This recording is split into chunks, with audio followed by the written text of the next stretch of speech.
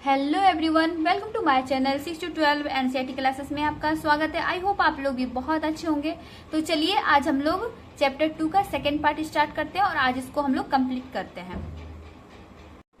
Hello everyone, जैसा कि आप देख रहे हैं यहाँ चोल राज्य और नजदीक से एक नजर, यानी चोल राज्य को हम लोग नजदीक से देखेंगे, सामने से समझेंगे उनके बारे में। उरयूर से तंजावुर तक, ठीक है। चोल वंश सत्ता में कैसे आई, कैसे उसकी स्थापना हुई, कैसे उसका वंश चला, उसके बारे में हम लोग यहाँ पे पढ़ेंगे।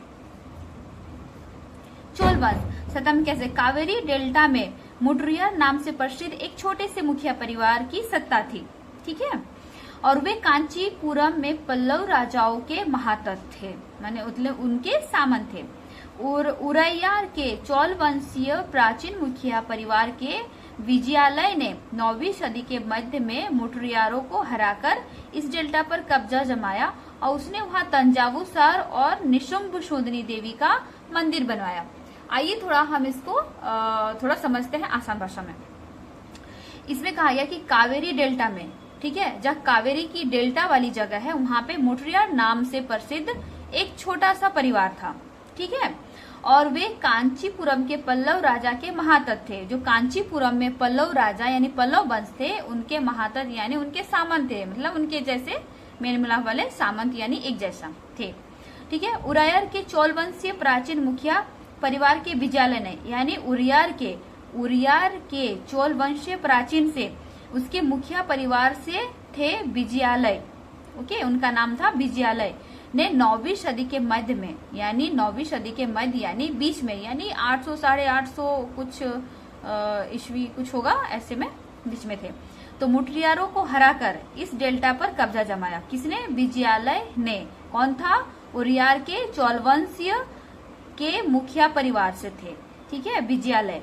उन्होंने 9वीं सदी के मध्य में, 9वीं सदी के बीच में मुटियारों को हरा कर इस डेल्टा पर कब्जा किया। जो कावेरी का डेल्टा वाला जगह था उस पे कब्जा जमाया और उसने वहां तंजावुर शहर स्थापित किया। कौन सा शहर? तंजावुर। चोल ने सबसे पहले क्या किया? तंजावुर शहर और निशुंभ शूदनी देवी का मंदिर बनवाया था। और किसने करवाया था? यहाँ पे देखिए, विजयालय ने, ठीक है, तंजावुर शहर को स्थापित किया और निशुंभ शूदनी देवी का मंदिर बनवाया। ओके, आई होप आप लोगों को समझ आई होगी। तो चलिए हम लोग आगे बढ़ते हैं। अब यहाँ आप देखते हैं विजयालय, जो आगे देखिए तंजावुर और मंदिर, ओके। विजयालय के उत्तराधिकारियों ने पड़ोसी इलाकों को जीता और उसका राज्य अपने क्षेत्रफल तथा शक्ति दोनों रूप में बढ़ता चला गया। विजयालय जो एक को जीता, डेल्टा वाले जगह, कावेरी का डेल्टा वाला जगह, ठीक है, और उसके उत्तराधिकारियों ने, ठीक है, उनके जितने भी संतान, चाहे जो भी पीढ़ी दर पीढ़ी उनके संतान हुए, कुछ हुए, तो वो उत्तराधिकारी जो हुए वे पड़ोसी इलाकों को, यानी जो कावेरी का डेल्टा वाला जगह के आसपास का जगह था, पड़ोसी इलाकों को जीता और उसका राज्य अपने क्षेत्रफल तथा शक्ति दोनों के रूप में बढ़ता गया, ठीक है। उनका राज्य भी बढ़ता गया और उनकी शक्ति भी। और ये तो जरूरी है कि अगर राज्य बढ़ेगा तो वहां का राजा है तो उसकी शक्ति भी बढ़ेगी, तो दोनों रूप में बढ़ता गया, ठीक है। दक्षिण और उत्तर के पांड्यन और पल्लव के इलाके से इस राज्य का हिस्सा बना लिए गए। दक्षिण और उत्तर, ठीक है, दक्षिण और उत्तर के पांड्यन और पल्लव के इलाके इस राज्य का हिस्सा बना लिए गए।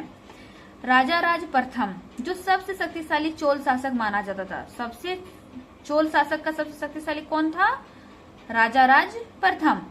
उन्हें 985 में राजा बना और उसी ने उनमें से ज्यादातर क्षेत्रों पर अपने नियंत्रण का विस्तार किया। जो राजा राज प्रथम थे उन्होंने ही ज्यादातर क्षेत्रों पर नियंत्रण किया था, ओके। और उसका साम्राज्य के प्रशासन का पुनर्गठन भी किया। साम्राज्य जो बन गया, बहुत बड़ा जो साम्राज्य बन गया जीत जीत के, उसका पुनर्गठन किया।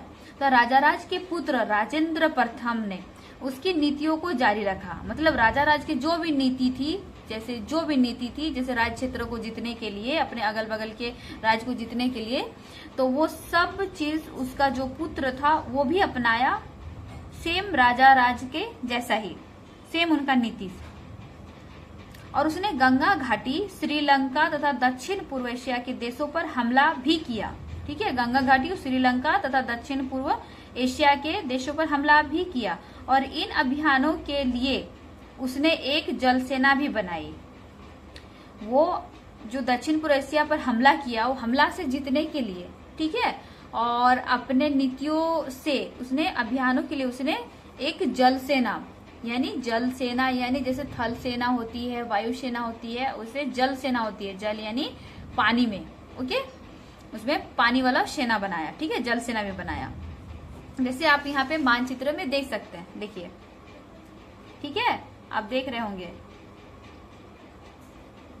आई होप आप लोगों ने सही से देख लिया होगा मानचित्र, ठीक है, और नहीं समझ में आई होगी तो कमेंट करिएगा, मैं अच्छे से समझाऊंगी। चलिए अब आगे पढ़ते हैं।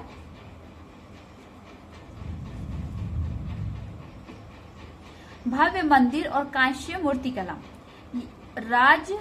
राजराज और राजेंद्र प्रथम द्वारा बनाए गए तंजावुर और गंगईकोंडचोलपुरम के बड़े मंदिर स्थापत्य और मूर्तिकला की दृष्टि से एक चमत्कार है।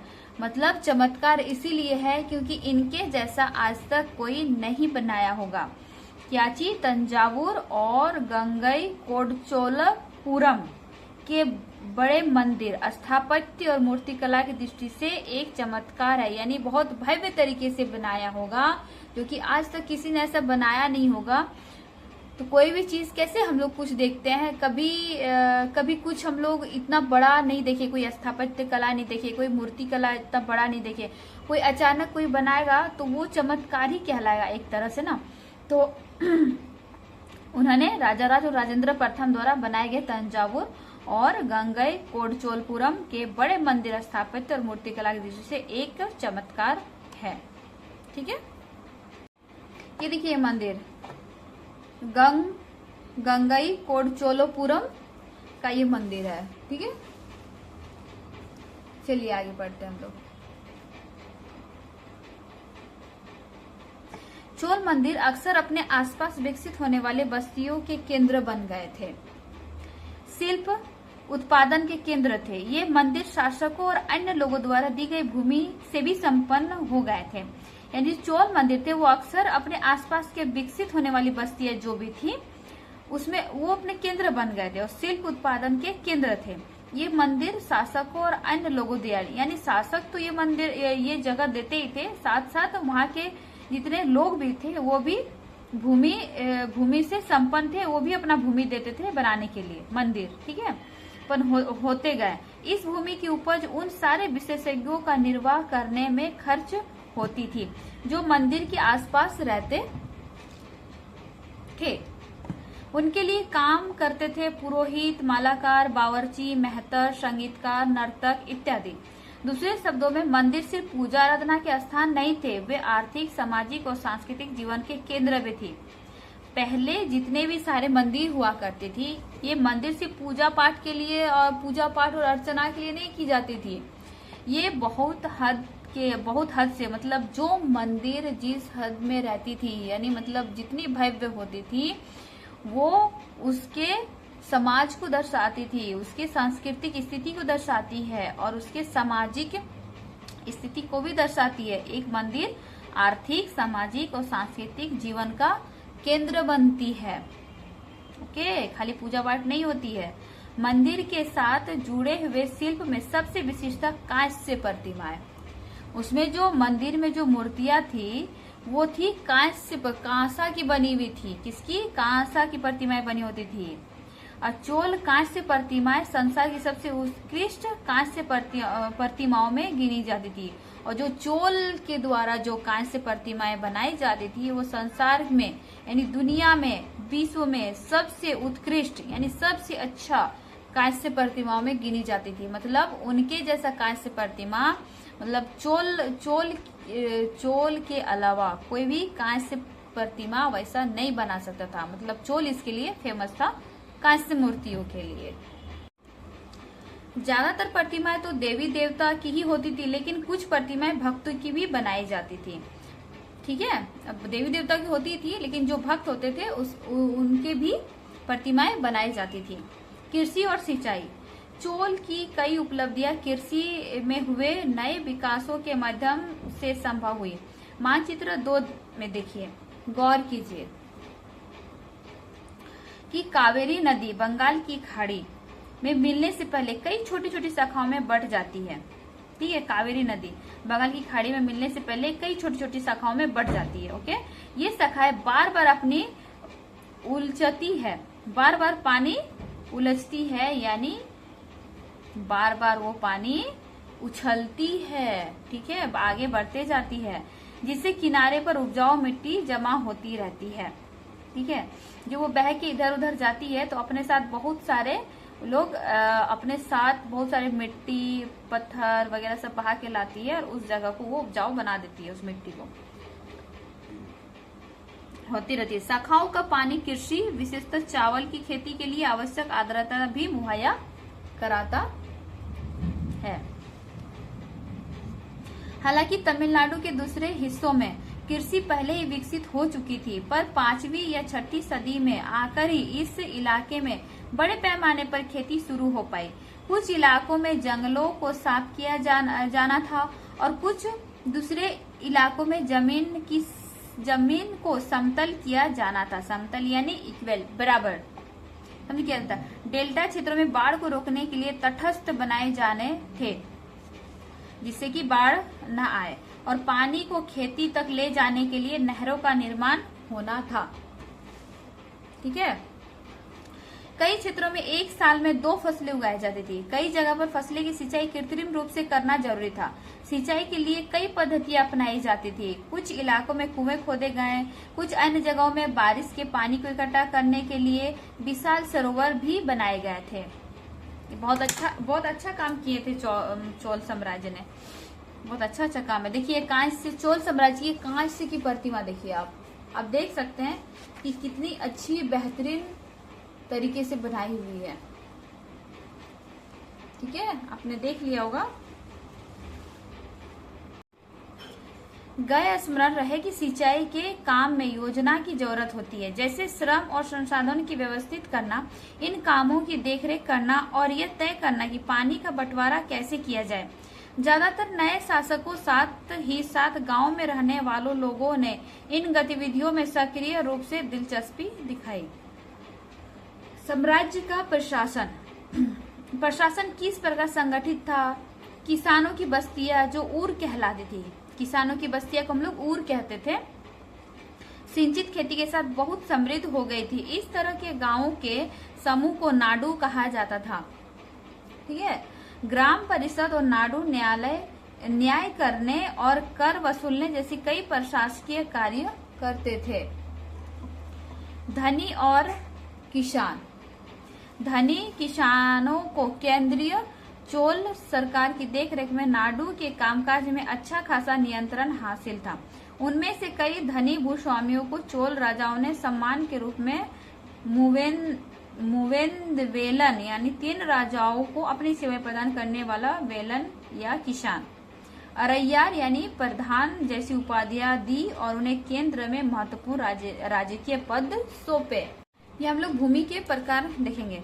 चोल अभिलेखों में भूमि की विभिन्न कोटियों का उल्लेख मिलता है, और जैसे वेल्लन वगई गैर ब्राह्मण किसान स्वामी की भूमि, ब्राह्मदे ब्राह्मणों को उपहार में दी गई भूमि, और साला भोग किसी विद्यालय के रख रखाव के लिए भूमि, देवदान तिरुनौम टुकनी मंदिर को उपहार में दी गई भूमि, और पल्ली चंदम जैन स्थानों को दान दी गई भूमि।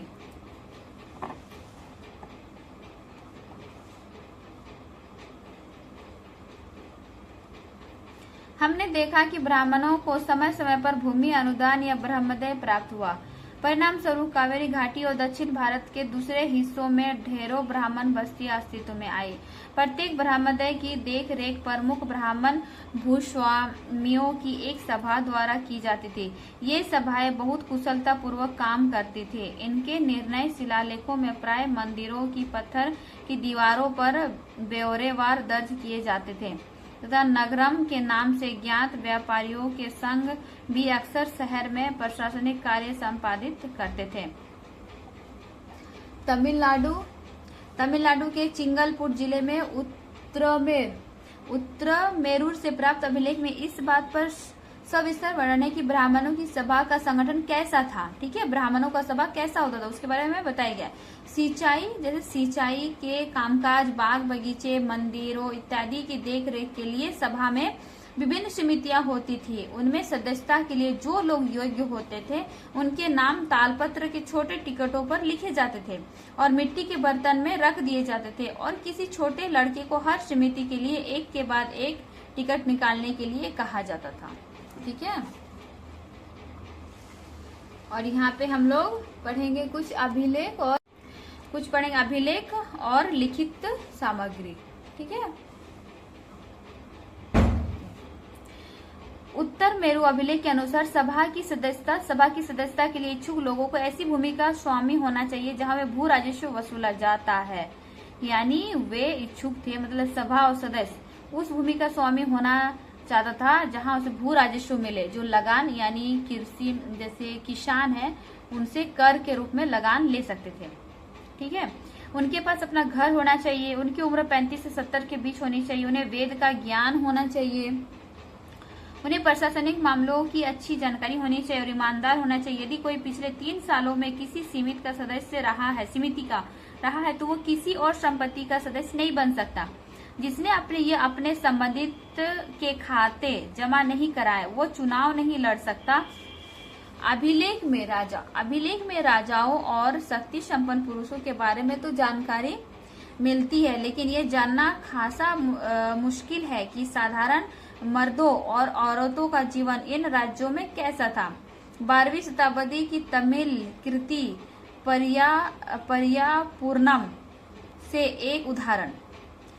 अडनूर की सरहदों पर फूस की पुरानी छाजनों वाली छोटी छोटी झोपड़ियां से आंटा पड़ा पुलाया, एक ऐसा समूह जिसे ब्राह्मण और बिल्लाल प्रतिष्ठित समाज के बाहर मानते थे। लोगों का एक छोटा सा पूर्वा था जिसमें ओछे किस्म के पैसों में लगे खेतीहर मजदूर रहते थे। चमड़े की पट्टिया से घिरे हुए झोपड़ियों के अहातों में छोटे मुर्गियां झुंडों में घूमते रहते थे। गहरे रंग के बच्चे जो काले लोह के कंगन पहने हुए थे उन्हें छोटे पिल्लों को उछालते चल रहे थे। मारुदू पेड़ों की छाया में एक मजदूरी ने अपने बच्चे को चमड़े की एक चादर पर सुला दिया। आम के पेड़ भी थे जिनकी शाखाओं पर नगाड़े लटके हुए थे और नारियल के पेड़ों के नीचे जमीन में बने छोटे गड्ढों में छोटे सिरों वाली कुत्तियां पिल्लों की दूध मिलाने के बाद लेटी हुई थी। लाल कलगी वाले मुर्गों ने पो फटने से पहले तगड़े पुल्लैयार यानी पुलाया का बहुवचन होता है, ओके, तो दिन में काम पर जाने की हाँक लगाते हुए बांग दे दी। धान कुटती लहरदार बालों वाली पुलिया स्त्रियों के गाने की आवाज रोजाना कांजी वृक्ष की छाया में फैलती थी। ठीक है, ये पेरियापूर्णम की एक उदाहरण थी। ओके, और एवरीवन कुछ यहाँ पे क्वेश्चंस है, देखिए कुछ यहाँ पे मिलाने वाला है। कहाँ पे, जैसे गुर्जर प्रतिहार हो गया, राष्ट्रकूट हो गया, पाल हो गया, कहाँ पे क्या है उसको मिलाइए। क्वेश्चन देखिए आप, ठीक है। ओके, आप लोगों ने देख लिया, इधर कुछ दिया हुआ था, देख लिया। और एवरीवन 2 चैप्टर यहीं पे खत्म होती है और 3rd चैप्टर अब हम लोग की 3rd चैप्टर स्टार्ट होगी दिल्ली 12वीं से 15वीं शताब्दी तक। ओके, तो चलिए आज यहीं तक 2nd चैप्टर कंप्लीट कर दिए। ओके, और आप लोग लाइक एंड सब्सक्राइब कर दीजिएगा प्लीज, और मेरे चैनल को आगे बढ़ाइएगा।